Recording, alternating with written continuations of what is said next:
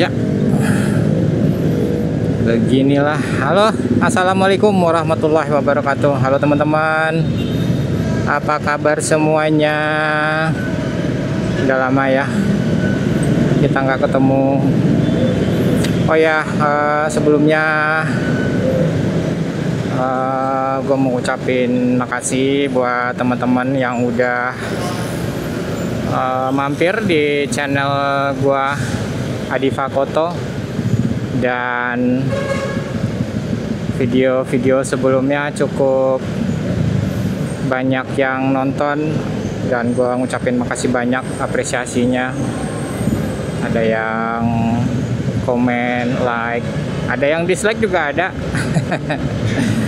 Dan makasih, itu adalah bagian dari proses ya teman-teman. Terima kasih banyak. Dan ini kita ada di bawah underpass Semerunda seperti biasa. Kalau mau balik pulang ke Bekasi, kita harus berjibaku di sini dengan transformer besar.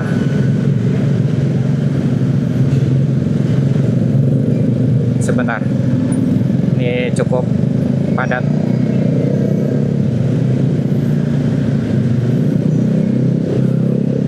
Ya, yang namanya jalur industri ya, di sini banyak pabrik. Ada di depan ada pabrik, di kiri kanan kita ini ada semacam apa ya, depo kontainer, karena pelabuhan Tanjung Priok khususnya untuk barang itu dekat sekali dari sini. Nah, seperti teman-teman lihat,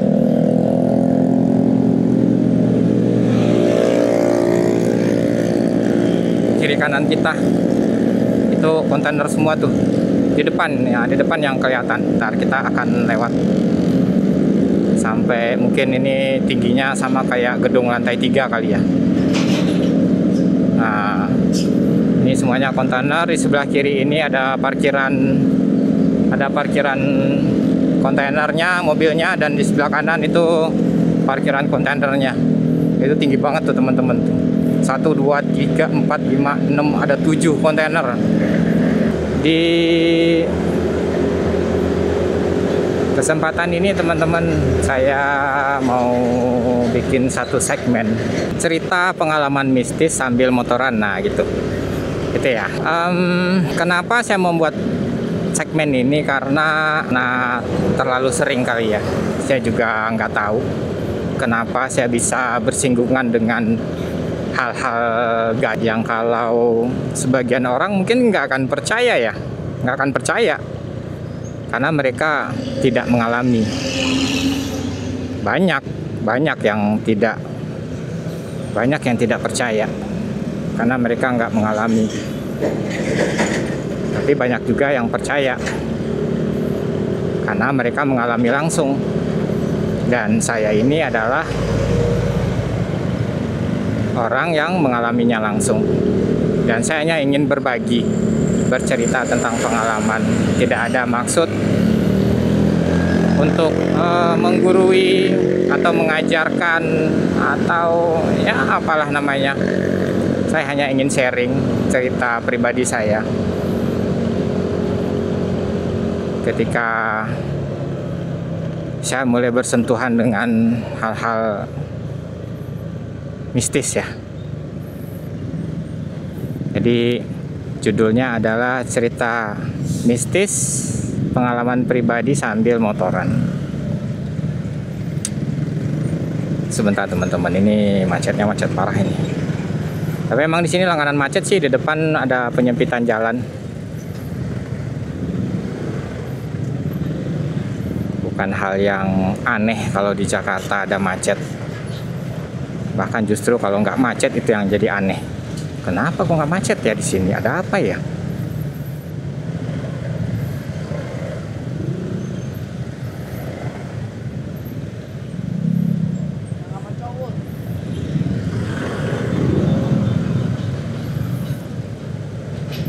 Tuh, nih kontainer gede. Sekarang hari Jumat, oh enggak, Sabtu mereka masih kerja sih. Ini biasanya pulang ke, kalau nggak ke depo ya ke parkirannya.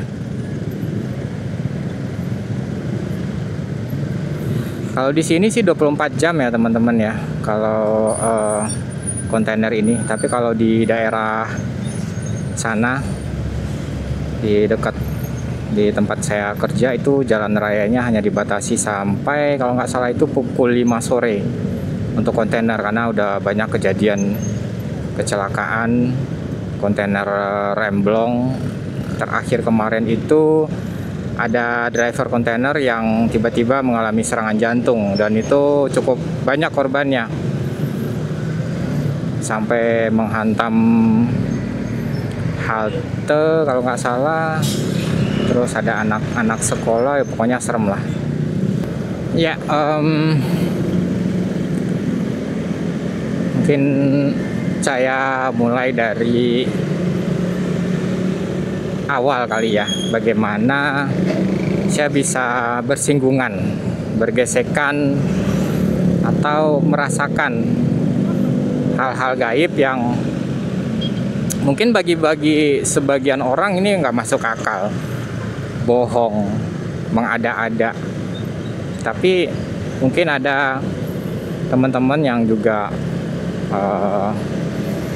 pernah mengalami ya pengalaman mistis. Silahkan teman-teman komen di kolom komentar. Jadi dulu saya itu beradik kakak ada 4 orang. Jadi saya yang paling kecil. Jadi pada masa itu ayah dan ibu itu pegawai negeri, PNS. Jadi ayah kebetulan waktu itu dapat promosi dan dipindahkan ke sebuah kabupaten di provinsi di tempat saya tinggal, atau kota Madia lah, seperti itu, tingkat 2. Jadi beliau jadi kepala departemen di sana.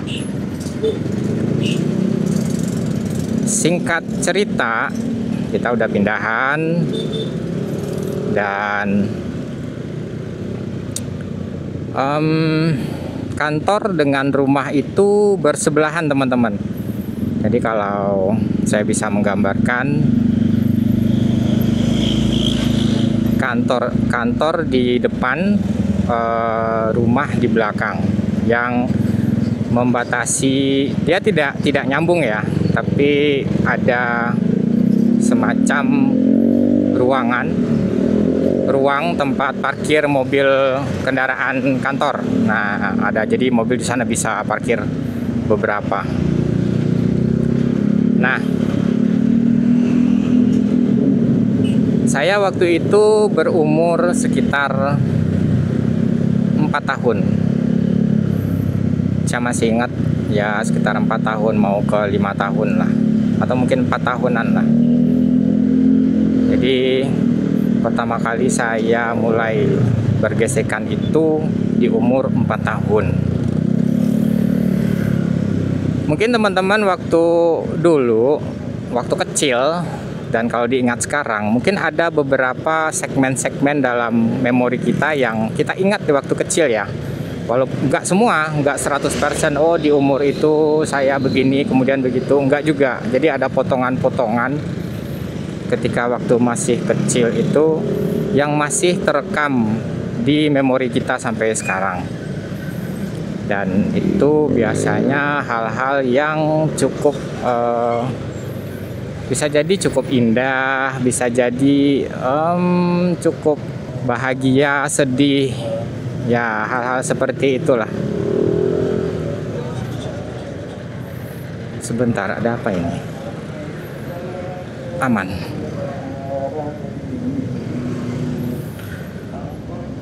Jadi saya kan berempat ya, adik kakak itu berempat. Saya yang paling kecil.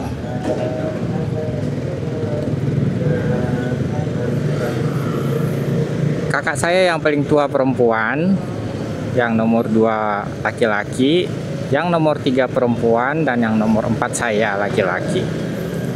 Nah,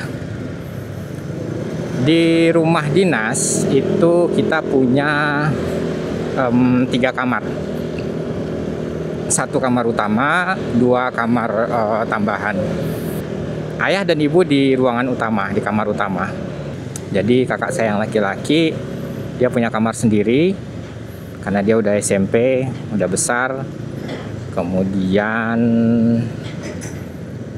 kakak saya yang paling tua dengan yang nomor 3 perempuan itu tidur di kamar yang sama dengan saya, teman-teman. Ranjang yang dari besi yang bertingkat, yang ada tangganya. Nah, itu yang kami pakai. Jadi di bawah kakak saya yang perempuan, di atas itu saya sendiri. Jadi ayah saya itu sebentar. Ayah saya itu orangnya boleh dibilang cukup tegas ya. Kamu laki-laki, nah di sini, kamu tidurnya di sini. Walaupun saya masih kecil, saya sudah disuruh tidur sendiri. Tapi bukan berarti kalau saya mau tidur di kamar sama ayah dan ibu nggak dilarang, enggak. Jadi pokoknya ini kasur kamu, nah kamu tidurnya di sini. Nah gitu. Biasanya kalau saya pengen tidur di kamar ayah dan ibu, oke-oke aja. Tapi saya dikasih 1 tempat tidur buat tidur. Hari itu ini hari yang cukup bersejarah buat hidup saya, dan itu berlanjut sampai detik ini. Saya biasa tidur di atas, jadi naik tangga tidur di atas. Kakak saya yang 2 orang perempuan tidur di bawah. Saya masih ingat itu lampu kamar dimatiin, dan di kamar itu ada jendela mengarah ke luar. Jadi jendela kamar itu mengarah ke kantor, dan di sana ada lampu penerangan. Ya zaman dulu bohlam ya teman-teman ya, bohlam. Lampunya nggak seterang kayak sekarang pakai neon LED. Nggak, dulu bohlam. Warnanya, cahayanya itu kuning. Kadang kalau di kampung itu masih pakai petromak. Saya tidur, lampu mati, ya seperti biasa tidur sendiri. Di bawah ada kakak 2 orang. Tiba-tiba saya terbangun. Saya masih ingat waktu itu saya tidurnya telentang, tapi saya nggak bisa napas, teman-teman. Mungkin ada teman-teman yang pernah mengalami hal ini ya. Jauh-jauh hari setelah itu ada yang bilang setelah saya dewasa, saya cerita, saya bertanya sama orang, katanya ketindihan. Saya nggak tahu apakah itu ketindihan atau apa, saya nggak tahu. Yang jelas waktu itu saya nggak bisa napas sama sekali. Jadi ketika saya terbangun, posisinya telentang, saya nggak bisa napas, sama sekali nggak bisa napas, kayak ketahan gitu. Jadi kayak kecekik. Dan anehnya badan nggak bisa digerakin. Jangankan gerakin badan, gerakin jari aja nggak bisa. Telunjuk, kelingking, jempol aja nggak bisa digerakin. Ketika saya buka mata, saya ngelihat ada 2 bayangan di samping kiri dan kanan. Mungkin teman-teman tanya ya, kok bisa ada bayangan, kan di dalam kan gelap. Itulah anehnya. Jadi tubuh makhluk ini itu lebih gelap dari gelapnya kamar saya pada waktu itu. Jadi kamar saya yang suasananya gelap, hanya ada lampu cahaya remang-remang di bawah. Tapi tubuh mereka itu lebih gelap dari suasana di dalam kamar. Coba teman-teman, mungkin teman-teman bisa bayangin. Dan itu mereka langsing, mereka nggak gemuk, kurus, tidak punya rambut, matanya nggak ada. Pokoknya wajahnya itu hanya hitam gelap, tidak terlihat mata, hidung, ataupun mulut. Nah, mungkin teman-teman bisa bayangin ya.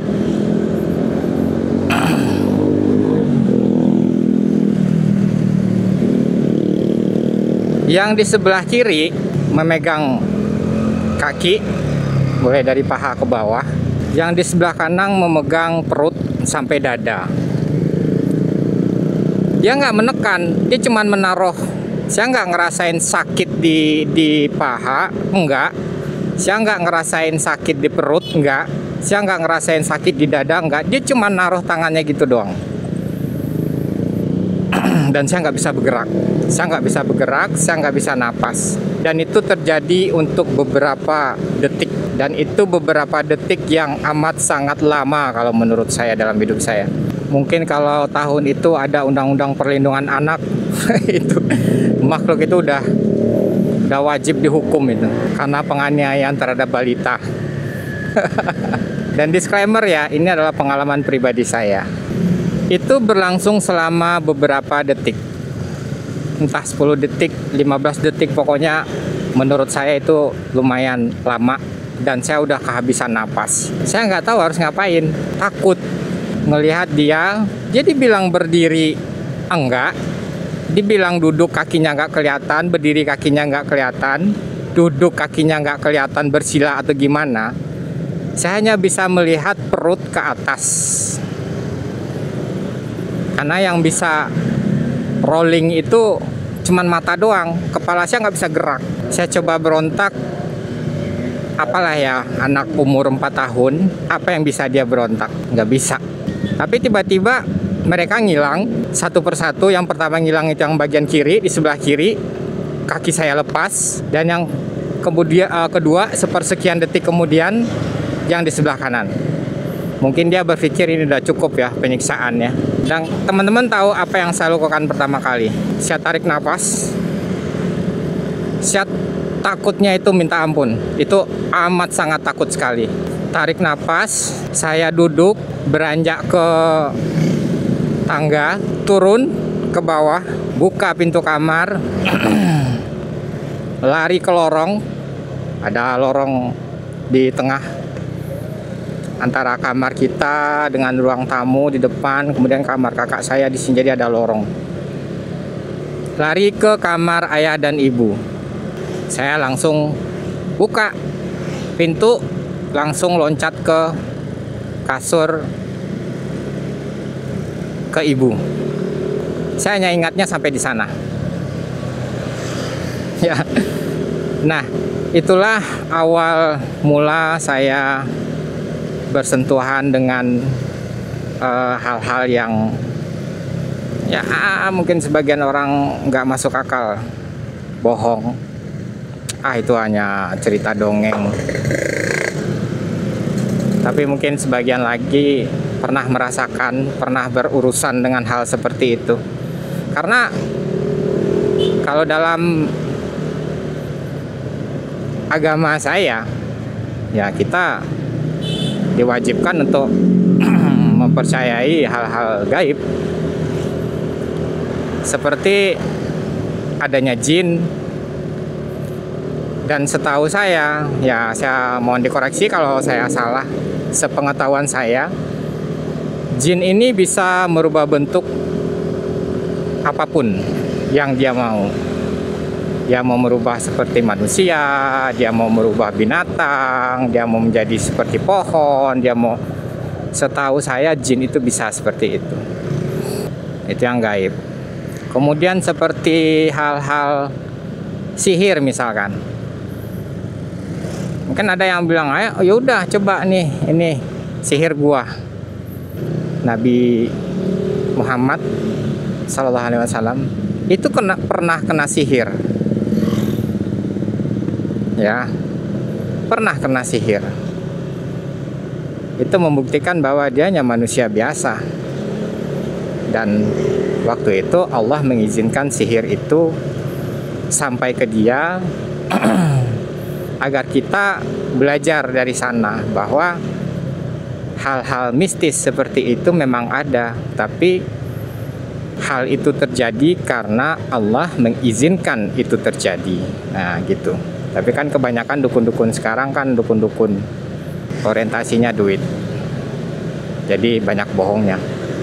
kita pernah dengar cerita juga ya teman-teman ya, zaman dulu orang-orang tua kita itu sakti-sakti. Ya, sebenarnya ada benarnya juga, tapi mungkin tidak tidak sehebat yang diceritakan didongengkan sama orang tua kita zaman dulu.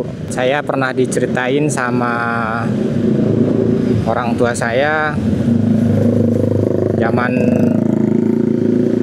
Belanda datang ke kampungnya, mereka dirikan tenda, masak, kemudian nasinya nggak matang-matang. Nah, ada tuh ceritanya. Mungkin di daerah teman-teman ada yang juga sama kali ya. Nah, cuman masalahnya yang punya kemampuan seperti itu kan nggak semua orang. Ada guyonan-guyonan bilang ya, kalau orang-orang dulu sakti-sakti lah, kenapa kita masih dijajah sekian ratus tahun ya. Ya nggak semuanya bisa seperti itu, hanya beberapa orang saja. Ya ini menurut pendapat saya ya. Mungkin menurut pendapat teman-teman mungkin berbeda dengan saya. Nggak apa-apa, komen aja di bawah, kita sharing cerita-cerita pengalaman mistis, pengalaman gaib. Dan saya yakin teman-teman juga ada lah yang merasakan hal-hal seperti itu. Oke, cerita itu membuat, mungkin boleh dibilang seperti sebuah pintu ya. Saya nggak paham juga, tapi itulah asal muasal saya mulai mengenal hal-hal seperti itu. Setelah kejadian itu satu persatu itu mulai saya alami, berbagai macam sampai saya dewasa. Apalagi saya seorang perantau, jadi kita besar nggak di bawah ketiak emak, kita besar di jalan. Pengalaman saya yang kedua, nggak apa-apa lah permulaan ini ya, kita cerita pengalaman saya yang kedua setelah kejadian yang pertama. Dua makhluk gelap yang katanya menindih saya. Mereka itu nggak menindih sebenarnya, mereka cuma megang doang. Mereka punya tangan dua, badan, tapi kurus. Tangannya itu nggak ada dagingnya. Karena gelap, saya cuma melihat tangan mereka itu lurus, bahu mereka itu lurus datar, kemudian kepala mereka bulat. Mereka punya leher tapi kecil.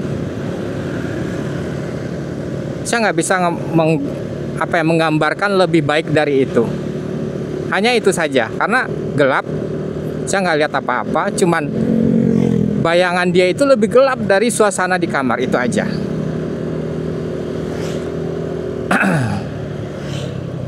Dan saya nggak pernah cerita itu ke siapapun kecuali ketika saya sudah besar, dan itu pun saya cerita ke istri. Kemudian nggak lama berselang, masih di daerah itu, masih di rumah itu. Saya nggak tahu ya, apakah pada waktu itu kita itu sedang di guna-guna mungkin ya, saya juga nggak tahu, Allahu alam. Yang jelas saya mengalami hal-hal seperti itu. Kemudian saya masih ingat pengalaman saya yang kedua yang bersinggungan dengan hal yang di luar. Sampai sekarang pun saya masih nggak tahu bagaimana menjelaskannya secara logis. Ya bisa dijelaskan, tapi itu kesannya memaksa gitu loh, dipaksain untuk bisa logis.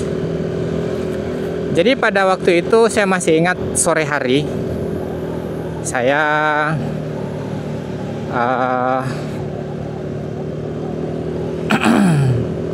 waktu itu maghrib kalau nggak salah, ya maghrib. ibu menyuapin saya buat makan malam. Nah, jadi di ruang tamu, kita itu ada kursi. Kalau teman-teman ya kelahiran saya yang cukup muda ini itu dulu kursinya dari rotan, teman-teman. Kursi rotan, kemudian ada busa di alas busa di tempat duduknya, di sandarannya itu. Tapi intinya itu dari rotan kayu, kemudian rotan anyaman. Ya seperti itulah, khas zaman-zaman dulu. Mungkin di rumah eyang teman-teman, rumah kakek nenek masih ada bangku-bangku kayu seperti itu. Singkat cerita, saya disuapin untuk makan malam sama ibu. Jadi waktu itu saya duduk di bangku, ibu lagi nyiapin di piring kan nasi.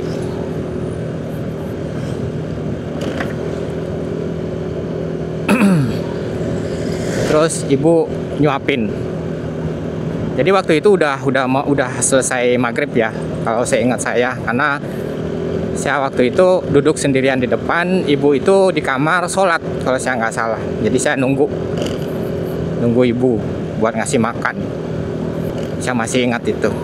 Jadi di umur 4 tahun itulah cuman yang bisa saya ingat, hal yang luar biasa seperti itu.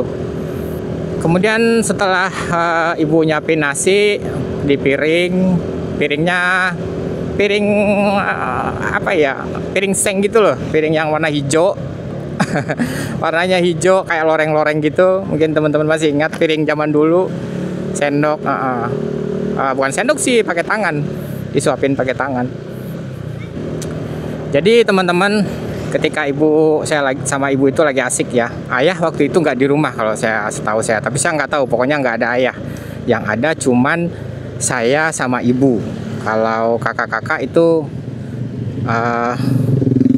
kayak lagi ngaji. Ya, jadi cuman kami berdua nih di rumah. Jadi ketika ibu lagi nyuapin saya, pintu ketutup ya, kemudian jendela besar di arah ke depan itu ditutup gorden. Itu kaca gede ya, ciri khas bangunan-bangunan zaman dulu lah. Dia nggak ada penutup apa ya, daun penutup kayak bangunan Belanda, enggak. Cuman jendela, kemudian kaca jendelanya dua, kaca dua, terus ada nako yang bisa digeser-geser atas bawah kayak gitu loh. Kaca nako kalau namanya dulu, saya nggak tahu deh. Ntar saya coba cari seperti apa kaca nako. Kemudian tiba-tiba pintu itu diketok. Tapi bukan diketok sih, digedor. Bunyinya keras itu 2 kali, buk. Ibu kaget. Biasanya memang ada, karena ayah adalah kepala di sana, karyawannya cukup banyak, ada beberapa puluh. Biasanya mereka kadang main ke rumah, itu banyak. Karena karyawan ayah juga banyak yang bujangan ya, perempuan, laki-laki. Biasanya mereka main ke rumah, ketemu ibu. Kalau ya biasalah cerita-cerita zaman dulu lah, main. Kadang karena gue paling kecil, kadang gue dibawain makanan gitu. Ya kayak gitulah. Biasa ke rumahnya bos. Nah, ketika pintu itu digedor, aduh saya merinding beneran. Saya masih ingat itu, pintu itu digedor, ibu yang waktu itu lagi duduk langsung berdiri. Ibu langsung heran gitu loh. Kenapa heran? Nggak ada karyawan yang masuk ke rumah itu menggedor pintu seperti itu. Biasanya mereka assalamualaikum, bu, ketok pintu, tok, assalamualaikum. Ini assalamualaikum nggak ada, doh. Gua merinding nih. Assalamualaikumnya nggak ada, tapi pintu itu digedor 2 kali, duk. Ibu kaget. Langsung spontan ibu berdiri, siapa? Tapi nggak ada jawaban teman-teman. Sama sekali nggak ada jawaban. Ibu mendekat dong ke pintu, ke arah jendela, ngelihat siapa di luar. Ibu jalan, saya masih di bangku, saya merhatiin ibu waktu itu. Ibu jalan, masih megang piring nasi. Kemudian ibu menyingkap gorden jendela yang bersebelahan dengan pintu, sambil celingak-celinguk, kemudian dia nutup. Kemudian dia jalan ke arah saya masih ngelihat wajahnya, dan ibu itu ngelihat saya, tapi tanpa ekspresi. Saya sedikit merinding ini. Pintu itu seperti ada yang menggerusuk, mencakar. Cakarannya itu kuat sampai kaca itu bergetar. Aduh, saya merinding teman-teman. Apalagi gelap lagi di sini. Keren. Sip. Tuh. Apalagi kalau kita matiin lampunya. Wow. Tidak ada siapa-siapa. Ketika bunyinya keras, kemudian seperti ada sabetan di pintu, ibu langsung menggendong saya. Piring nasi ditaruh di meja, ibu langsung menggendong saya cepat. Tapi karena memang dasar ibu ini orangnya pemberani ya, ibu saya orangnya pemberani. Dia kalau cerita ketika dia akademi perawat, dia tidur sama mayat, dan dia bilang dia nggak takut sama sekali. Ketika waktu zaman dia masih gadis, jadi sekolah di keperawatan, jadi tesnya itu seperti itu. Ibu gendong saya satu tangan, kemudian ibu jalan ke arah pintu. Saya yang ketakutan, takut. Ibu langsung buka pintu, karena pintu itu bukanya arahnya ke dalam. Jadi ibu membuka, langsung dibuka kuat gitu loh. Kebuka besar pintu itu sampai bentur ke dinding di arah ke dalam ruang tamu kita. Ibu itu teriak, "Siapa?" katanya gitu. Ibu saya perempuan tangguh, teman-teman. Dia keluar ke teras rumah. Teras rumah ada lampu. Ya, lampu zaman dulu. Nah, ketika beliau balik mau masuk ke pintu baru, ibu itu melihat ada bekas cakaran 3 cakaran di pintu. Saya melihat karena ibunya megang, dia pegang itu cakaran itu, saya ngelihat dia megang, dan cakaran itu dalam sekali. Kayak seolah-olah ada binatang yang punya cakar 3. Yang setahu saya itu cuma 3 cakarannya. Yang saya lihat waktu itu, entah 3 entah 4, pokoknya ada 3 yang saya lihat yang dalam banget. Ibu cepet-cepet masuk, tutup pintu, kunci. Kemudian ibu ngajak saya masuk ke ruang makan. Saya nggak tahu waktu itu ibu itu tahu apa itu makhluk, apa-apa saya juga nggak tahu. Yang saya tahu waktu itu ibu langsung tutup pintu, kunci, masuk ke dalam ke ruang makan. Itulah kali kedua saya berkenalan dengan hal mistis seperti itu. Setahu saya di luar nggak ada kucing. Kucing nggak mungkin cakarnya sebesar itu, dan cakar itu sama tingginya. Jadi saya itu digendong ibu, cakar itu tepat di depan saya. Nah, coba teman-teman bayangin berapa tinggi cakarannya. Dan itu nggak mungkin kucing. Nggak saya besar, sampai saya masih berpikir itu apa sih. Sampai sekarang cerita dengan orang-orang, dia bilang ya itu semacam harimau kiriman apa gitu, mungkin jin, Allahu a'lam. Tapi yang jelas cakaran itu ada di pintu, dan itu wallahi saya melihatnya bersama ibu. Oke teman-teman, mungkin sampai di sana dulu ya cerita kita. Dan masih banyak cerita saya tentang hal-hal mistis, dan mudah-mudahan insya Allah jika umur panjang kita akan lanjut ke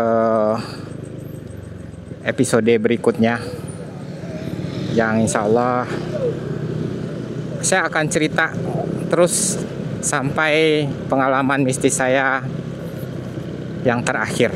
Ini kita udah deket sih ke rumah. Kita selesai sampai di sini. Terima kasih teman-teman yang sudah mendengar celotehan saya tentang pengalaman pribadi saya. Sekali lagi saya bilang ini adalah pengalaman pribadi saya. Saya tidak ada maksud untuk apa ya, menggurui, atau jikalau ada kesamaan peristiwa atau ada kesamaan, mungkin nanti saya akan menyebut ada nama-nama. Jadi dari sekarang saya disclaimer bahwa semua ini yang akan saya ceritain itu adalah pengalaman saya sendiri. Oke teman-teman, terima kasih banyak yang udah mampir, yang udah mendengarkan sampai akhir. Sekali lagi terima kasih buat teman-teman yang udah nge-like, yang udah nonton sampai habis. Sangat saya apresiasi. Insya Allah ada umur, kesempatan, kita akan ketemu lagi di video berikutnya. Oke teman-teman, assalamualaikum warahmatullahi wabarakatuh. Jangan lupa subscribe yang belum subscribe ya, dan kalau kalian suka silahkan di like. Yuk, salam satu aspal.